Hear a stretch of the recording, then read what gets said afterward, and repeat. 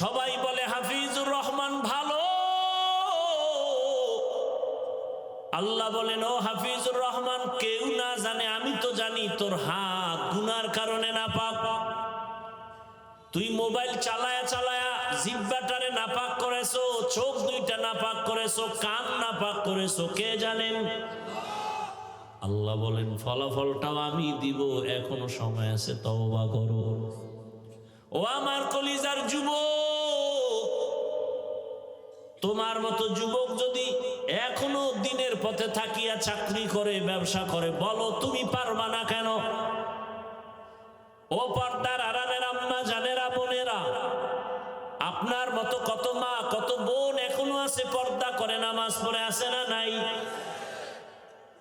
ভিন্ন মা বোনকে বলছি, মা আপনারা কেন মার্কেটে মার্কেটে ঘুরেন, দোকানে ঘুরেন, মোবাইলে সময় নষ্ট করেন, জীবন নষ্ট করেন?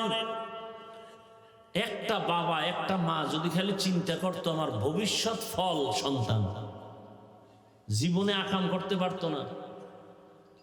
প্রত্যেকটা মা বাবা যদি চিন্তা করতেন যে আমরা তো এক সময় দুনিয়ায় থাকবো না, সন্তান আমাদের নিয়ে গর্ব করতে পারে এমন আদর্শ রেখে যাই।